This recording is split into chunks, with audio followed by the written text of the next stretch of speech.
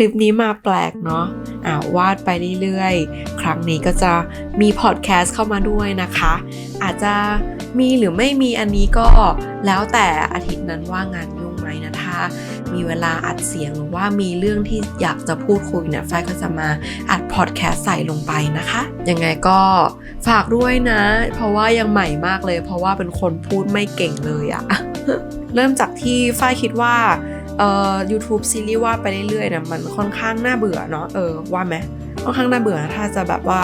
แค่วาดรูปไปแล้วก็เปิดเพลงไปอย่างเงี้ยฝ้ายก็คิดว่าก็น่าจะดีนะแล้วก็เป็นประโยชน์ต่อคนอื่นนะคะถ้าฝ้ายจะเล่าประสบการณ์ของฝ้ายเองหรือว่าเอาความรู้เกร็ดเล็กเกร็ดน้อยอะไรเงี้ยมาเล่าสู่กันฟังเนาะฝ้ายเนี่ยไม่ได้เป็นกูรูหรือว่าเป็นผู้มีความรู้อะไรมากมายนะคะฝ้ายจะออกเป็นแนวที่แบบว่าเอาความคิดเล็กๆที่แบบว่าฝ้ายแบบสปาร์คขึ้นมาหรือว่าเล่าประสบการณ์มากกว่านะจะแบบเหมือนเป็นสตอรี่ที่มาจากฝ่ายเดียวมากกว่าเนาะแต่ว่าถ้าไปเปิดเจอความรู้อะไรที่มันน่าสนใจแล้วก็เก็บมาเล่าสู่กันฟังได้ฝ้ายก็จะพยายามสะสมความรู้แล้วก็มาเล่ากันให้ฟังนะคะพอดแคสต์แรกอันนี้เดี๋ยวเราจะพูดถึงเรื่องเวลากันนะคะบางคนอาจจะประสบปัญหาที่แบบว่าอยากวาดรูปจังเลยหรือว่าอยากไปออกกำลังกายจังเลยแต่ว่าไม่มีเวลาแค่ทำงานทุกๆวันตื่นมาก็แบบต้องรีบไปทำงานกลับมาก็ดึกแล้วจะเอาเวลาไหนไปทำงานอีกเนาะอันนี้ฝ้ายก็ค่อนข้างจะเข้าใจนะเพราะว่าสังคมคนเมืองที่แบบว่ายิ่งทำงานออฟฟิศแล้วคือมันเหนื่อยอะเนาะส่วนตัวฝ้ายเนี่ยฝ้ายเรื่องวาดรูปเนี่ยฝ้ายไม่ค่อยมีปัญหาค่ะเพราะว่างานของฝ้ายก็คือวาดรูปเนี่ยฝ้ายอาจจะไม่มีแบบปัญหาเรื่องตรงนี้แต่ว่าปัญหาของฝ้ายเนี่ยจะเป็นการหาเวลาไปออกกำลังกายซะมากกว่าเอาเป็นว่าเดี๋ยวเคล็ดลับเล็กๆน้อยๆที่ฝ้ายทำเนี่ยเอาไปปรับใช้กันเนาะก็อาจจะไม่ใช่เชิงวาดรูปซะทีเดียวนะอาจจะแบบว่าไปปรับใช้ในงานอดิเรกของเพื่อนๆได้นะคะ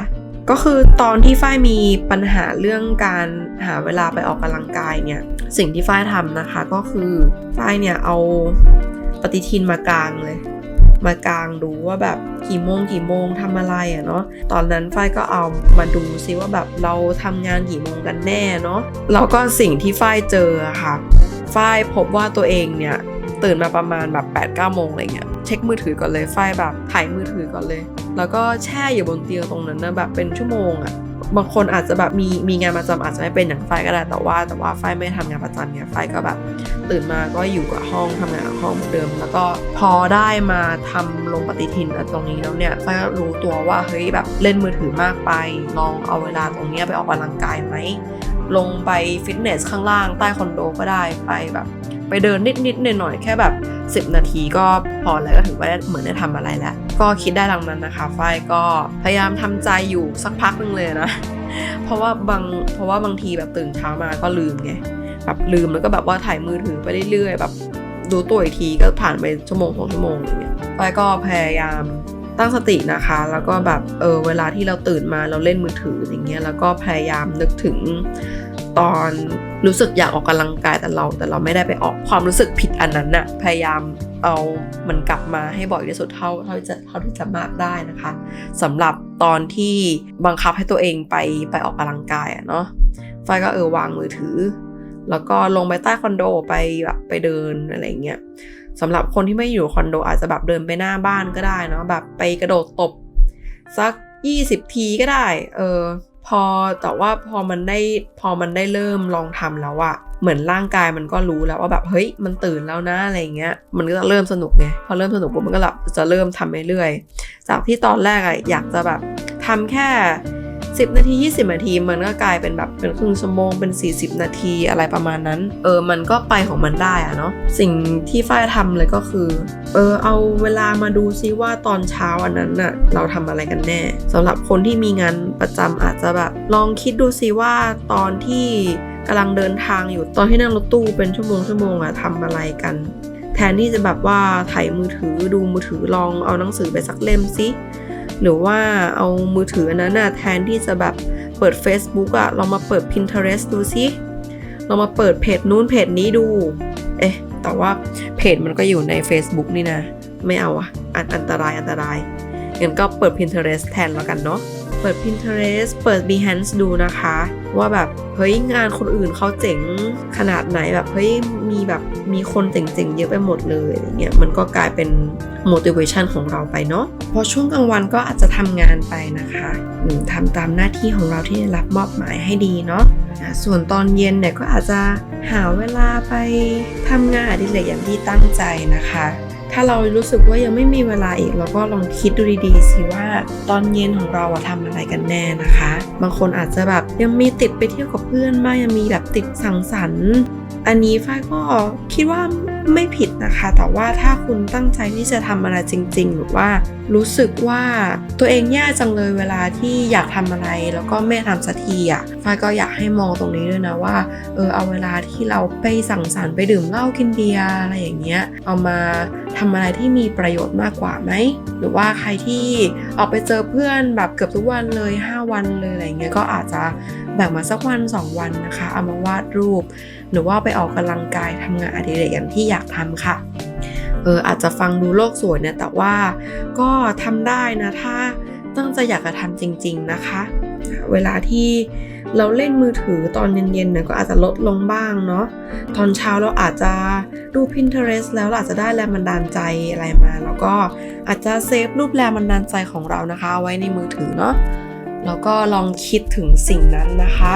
เวลาที่เราว่างเนี่ยลองกลับไปคิดลองกลับไปดูรูปอันนั้นน่ะจนกว่าถึงตอนเย็นนะถึงตอนเย็นปุ๊บถึงเวลาที่เราว่างปุ๊บเราถึงบ้านแล้วเนี่ยอาบน้ำแต่งตัวกินข้าวอะไรให้เรียบร้อยแล้วก็กลับมาคิดถึงรูปที่เราเซฟเอาไว้นะแล้วก็อาจจะแบ่งเวลามาสักครึ่งชั่วโมงหรือว่า1ชั่วโมงก่อนนอนเนี่ยเอามาวาดรูปหรือมาทำอะไรที่อยากทำค่ะ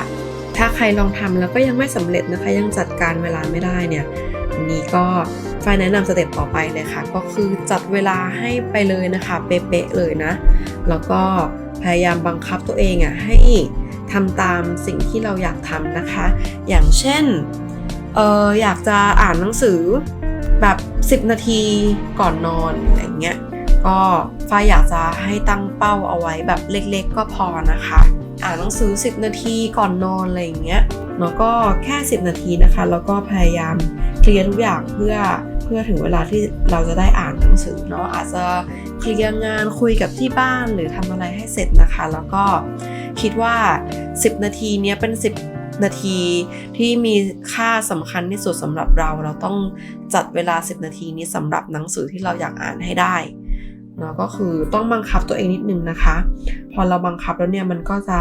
เหมือนจะเคยชินแล้วพอบังคับบ่อยๆเนี่ยเราก็จะเริ่มเคยชินนะคะอาจจะได้ยินเสียงแบบฟืดนะตอนนี้ก็คือฝ้ายวาดรูปไปด้วยนะคะ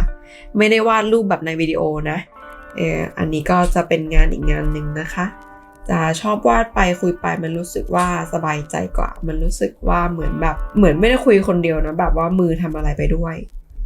พอได้เริ่มไม้แข็งกับตัวเองแล้วนะคะก็คือจัดเวลาไปเลยบังคับตัวเองมาเลยนะคะแล้วก็พยายามคิดถึงสิ่งที่เราอยากทำให้บ่อยๆเข้าไว้นะคะแล้วมันก็จะได้ทำเองเนาะพอเราคิดถึงอะไรมากๆเข้าเราก็จะดึงตัวเองดูดตัวเองเข้าไปหาสิ่งนั้นค่ะแล้วก็ตั้งเป้าหมายแค่สั้นๆก็พอนะคะอย่างที่ฝ้ายบอกก็คืออ่านหนังสืออาจจะแบบว่าอยากอ่านแค่10นาทีหรือว่าอยากอ่านแค่2หน้า3หน้าเนาะถ้าเป็นวาดรูปอาจจะอยากได้ใบไม้สักใบหนึ่งหรือว่า2ใบ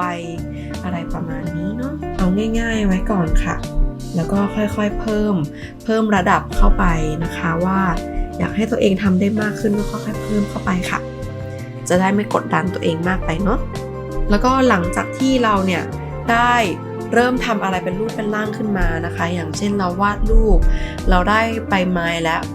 วันละ1ใบหรือว่า2ใบอะไรอย่างเงี้ยขั้นตอนต่อไปก็คือลองโพสต์ Facebook ดูซิเวลาที่เราวาดใบไม้ได้ใบหนึ่งหรือว่าดอกไม้ได้ดอกหนึ่งเนี่ยแล้วก็โพสต์ลง Facebook ไปแล้วก็จะเห็นคนอื่นมากดไลค์อะไรเงี้ยมันก็ถือว่าเป็นการ achievement หรือว่าทำสำเร็จในขั้นเล็กๆนะคะแล้วเราก็ได้จดบันทึกเอาไว้การที่โพสต์ลงโซเชียลลง Facebook อะไรเนี่ยมันก็เหมือนเป็นการจดบันทึกนะคะมันก็เหมือนเป็นการเตือนเรานะคะ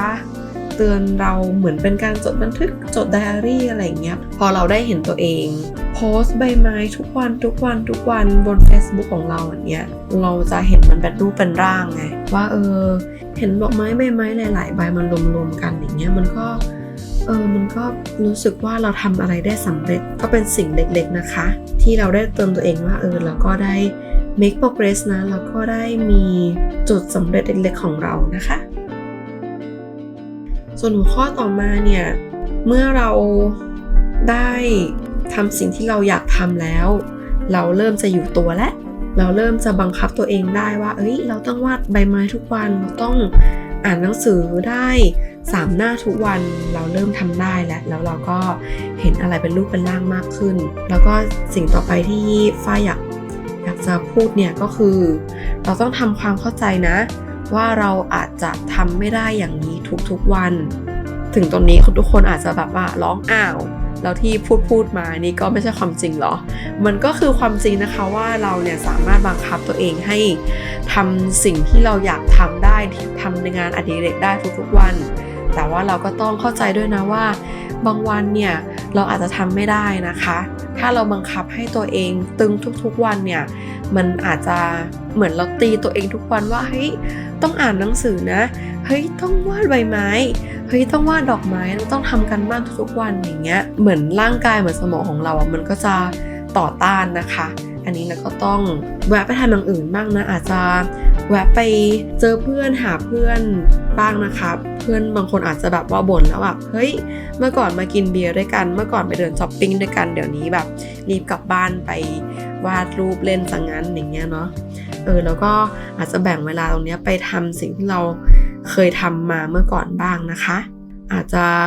แบ่งว่าวันนี้อาจจะวาดรูปพรุ่งนี้อาจจะไม่ต้องวาดก็ได้